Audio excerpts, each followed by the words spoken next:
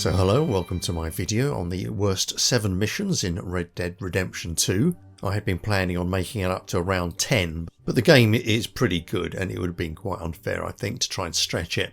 So 7 is all you're getting, so I'm sure you yourself would have a different selection of missions to choose from, but these are mine. And at number 7 comes Guarma, in fact the whole of Chapter 5, which is set on the island of Guarma. So to recap the story, Dutch's gang have robbed a large bank in Certaminis, and that robbery has gone pear-shaped, as you might expect. So they managed to sneak on some large trading ship that will take them to safety. Unfortunately, while they're out at sea, there's a big storm, and the boat sinks, and they're washed up on this Caribbean island, where they soon fall foul of the authorities, and find out that the island is essentially the private property of a large plantation owner. Now unfortunately, you could take everything that happens on the island and cut it out of the game completely, because there's nothing that happens in Chapter 5 that makes any difference to the rest of the story at all. It's a bit of a dead end, unfortunately. Now I think at some point the developers had hoped to make Guarma a larger piece of the main story. Apparently there was going to be a much larger Guarma map, and Guarma would have been a location you could travel back to in the same way that you can fast travel to other locations on the Red Dead map. But all those plans fizzled out for reasons I'm not clear about. And the whole Guarma storyline seems to be a bit of an anticlimax, really. I mean, there is some interesting action on the island. You undertake some rescue missions and you get to blow up a big boat with a gun. But really, I would have preferred it if the devs had put more effort into the main map rather than taking this Caribbean diversion. Yeah, so unfortunately, there's nothing that happens on Guarma that really adds to the game in general. I mean, you could argue that we get a tiny bit of character development from Dutch, in that we do see him strangle to death an old lady who's just drawn a knife on him, which I suppose is an indication of Dutch's increasingly fragile mental state. But we always knew he was a bit crazy, and Arthur's reaction is quite so what, really. He doesn't seem to be particularly shocked by this development. So, although there is fun to be had on Guarma, this is a chapter that could be easily forgotten about, and all the effort they took in creating Guarma I think would have been much better served developing the rest of the game, perhaps expanding the main map. So there we go, that's number 7 in my list of worst Red Dead Redemption 2 missions, and that's the whole of Chapter 5. Number 6 on the list is The Course of True Love, number 5, and this is part of Chapter 6. And this is the end of a long story cycle we've had, where we see Arthur helping out Penelope Braithwaite and Beau Gray, and these are the scions of 2 feuding families. Arthur's been helping them have this sort of long-distance love affair, and in this episode he helps the duo escape on a train. Now there are some people who might say that the whole of the Course of True Love storyline is a bit of a waste of time. I mean, a lot of the missions aren't that interesting, but I don't mind them on the whole. For example, there's one episode where Arthur has to drive this wagon for this bunch of suffragettes, which I think is quite amusing, really. So on the whole, the Course of True Love storyline, although it's a bit weak, is okay. But this last episode, we see this getaway on a train, and there seem to be so many missed opportunities here. I mean, there is some action, we get a punch up on the platform, and then the train is chased by some Braithwaites who are obviously trying to stop the train and get Penelope back. But then Arthur takes charge of the train, and there seems to be a lot more they could have done with this section. So for example, there's bison running past the train, and I was expecting those to run on the track and cause problems, or the Braithwaites could have done something to the track and Arthur would have had to get off and change the signals or something like that, switch the track around. There's also a large bridge we got to get across, and I thought we were going to, really have to accelerate and get across this bridge before it was broken up, but nothing like that happens at all. I mean, all Arthur can do on the train is make it go faster, blow the whistle or ring a bell. And you do feel like a bit of a lemon, really, because you're just sitting there pressing X to make the train go a little bit faster and making some sound effects where all the time you're expecting something really exciting to happen and it never does. There's also quite an annoying little scene towards the end of this mission where Arthur is helping Penelope and Beau get onto a stagecoach, and Arthur takes the revolver off the stagecoach driver and gives it to Penelope for her own protection, and she must be the least qualified person to fire that gun. I mean, it's quite large. If she tried to shoot it, she'd probably break her wrist. So Arthur takes it away from the stagecoach driver, who really needs it, gives it to Penelope, completely ignoring Beau, by the way, and then sends them off.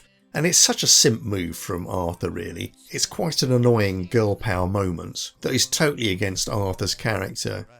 I don't believe for a million years the real Arthur, the Arthur we've got to know, would have taken the bloody gun off the stagecoach driver and given it to her. It just seems a little bit stupid. And ultimately it was quite a disappointing ending to quite a disappointing mission, really. Again, missed opportunities. I get the impression that a lot more had been planned for that train ride.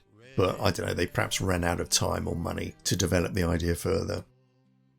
So that was number 6. So number 5 is Just a Social Call, and this is also from chapter 6, and this mission shows the end of Leviticus Cornwall, who has been built up to be quite a significant protagonist. Dutch and the rest of the gang have been sort of blowing up Mr. Corn's property and robbing his trains, etc. And Cornwall has hired the Pinkertons to track down the Van der Ling gang, which obviously has angered everyone. But in this mission, Dutch takes Arthur and Micah and surprises Cornwall in the town of Annesburg. They stake out the port, then in the morning, Cornwall's motor launch arrives, disgorges him, he has a quick meeting with the Pinkertons, and then Dutch leaps out of his hiding place and starts making demands, or rather he offers to make a deal with Cornwall, in that the gang will stop robbing him, essentially, if Cornwall will give them, I think it's like $100,000, and the use of the motor launch to escape the law. Now this in itself I think is quite silly. I mean, there's no way Dutch should have exposed himself to danger in this way, because Cornwall is surrounded by armed men, and I think their natural inclination would just be to shoot Dutch and the others. So it's a rather silly idea to start with, although I suppose you could say that Dutch is a little bit crazy at this point, so you wouldn't expect him to be acting rationally. But equally stupid is the reaction of Cornwall, because Cornwall hears all this, he can see that Dutch is going to be some sort of problem to him, and in his shoes I think he should have just said, yes, I'll get you the $100,000 and you can have my boat, you'll just have to wait a little while for it. That would have taken the wind out of Dutch's sails. And then Leviticus could just have gone off and, organise some sort of response to this. But instead, Leviticus just turns him down flat. Dutch shoots him, and then there's a ding-dong battle between the two sides. And the whole thing seems quite silly and contrived. It would have been much better if Cornwall had sort of turned up in the boat, and then Dutch and the others had tried to sneak on at night and taken Cornwall by surprise, in privacy. Just trying to ambush him in broad daylight is fairly stupid, really, and the whole thing seems quite daft. And it's also a bit of a waste of the character of Leviticus Cornwall, because he's been developed as quite a significant figure, and just to see him casually dispatched like this is a wasted opportunity. I thought there was going to be a much more dramatic ending, or that he would have a much more dramatic comeuppance. Ultimately, this is a bit of a throwaway, and it's not very satisfying at all. So number 4 on my list is from chapter 3, and this is Further Questions of Female Suffrage. And this develops a character who I think is perhaps the most irritating of all the regular characters in the game, Sadie Adler. Now, we first met Sadie in chapter 1, where she was essentially a frontier housewife whose house had been overtaken by the O'Driscoll gang, and the O'Driscolls had murdered her husband while she was sheltering down in the basement. Then Arthur and the others come along, kill the Driscolls and rescue her. And then Sadie is taken back to the rest of the gang, but I sort of lost track of her after that. When she turned up in this mission, it took me a while to realise that the Sadie Adler that we were looking at was the same woman that we rescued in chapter 1, because she sort of vanished really, disappeared into the background. But in this mission, Sadie is working with Pearson, who runs the camp cookhouse, and she and him are at loggerheads with each other. She's getting quite bored with her role as Pearson's assistant, so Pearson asks Arthur if he can take her into town, the local town of Rhodes. And Pearson also asks them to deliver a letter to the Rhodes post office. So they ride off, and Sadie opens Pearson's letter and starts reading it out loud and sort of making fun of him, which I think is a bit of a dick move really. I mean, her argument is that they're outlaws, and so why shouldn't she open people's mail? But Pearson's part of the gang, and there ought to be a bit of loyalty there, I think. And I'm a little bit disappointed in Arthur in letting her open the damn letter in the first place. And then when they get to town, Arthur delivers the letter, he goes back to the wagon, and he finds that Sadie's bought a new outfit of clothing. So she's wearing guy's clothes, she's got 6 shooters, she wants to start sort of robbing people, etc. And it's like you've got this almost instant transformation. In about half an hour, Sadie goes from this frontier housewife to being this like Annie Oakley, Calamity Jane type figure, and it's just too abrupt to be believable. Added to that, Sadie's not a very sympathetic character. Like I said, I didn't like her reading Pearson's letter, and on the way back to camp, they're approached by some Lemoyne raiders, and Arthur's trying to defuse the situation, but Sadie just pulls out a gun and shoots one of these guys in the leg. I mean, she acts like a total loose cannon. She's completely deranged, it seems. And although you do warm to Sadie later on, I mean, she does display some good qualities. At this point in the story, I'm just really quite annoyed with her. And I'm also disappointed that the game hasn't taken any time to like build her up a little bit. If we'd had a few missions where someone in the camp was showing her how to shoot and look after herself, I think that transformation to wild gunslinger might have been a bit more believable. But as it is, it's just like the devs waved some magic wands, which is rather disappointing and I think quite silly. And number 3 in the list is Trying Again, and this comes from the Epilogue Part 2. And this is quite a short little mission where John takes Jack, his son, out fishing. And this seems to be like a counterpoint to an earlier mission where Arthur first taught Jack to fish in, I think it was chapter 2, A Fisher of Men. And the idea is that John is trying to, connect with his son. And they fish for a little bit, have a few conversations, which are quite nice dialogue. And then Jack's dog disappears, and John has to go looking for it. And when they find the dog, they discover it's been bitten by a snake, which ultimately results in John having to get down on all fours, so he can suck the snake venom out of the dog's leg, while Jack offers helpful advice, suck and spit. And Jack is really very annoying at this point. He comes across as a completely hysterical ninny, basically losing his mind. And you can understand he's upset because his dog's got bit, but the way he completely loses it makes you want to slap his face ultimately. And you end up feeling quite sorry for John because he's got this bratty hysterical son and a mouthful of dog fur essentially. So all in all, it's a short mission, nothing much happens. The only thing that does happen is the dog getting bitten.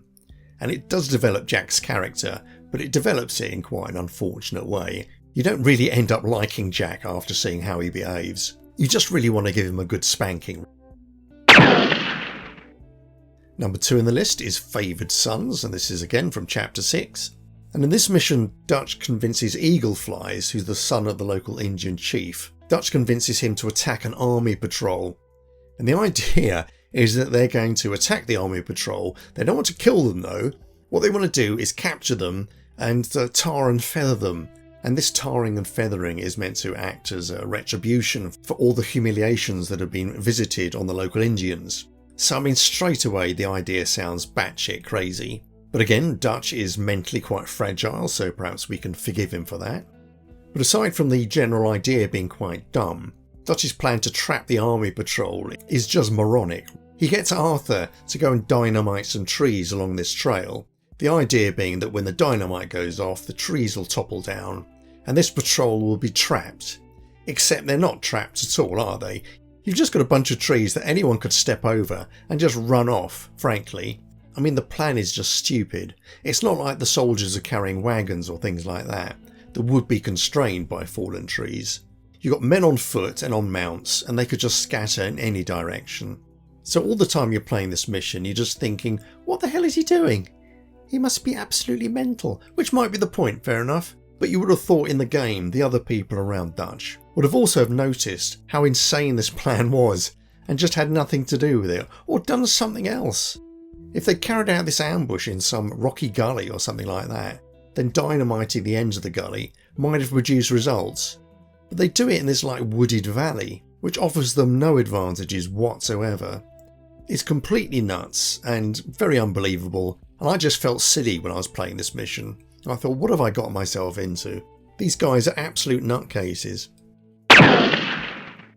Right, and number 1 on my list, the worst mission in Red Dead Redemption 2, in my opinion, is Visiting Hours.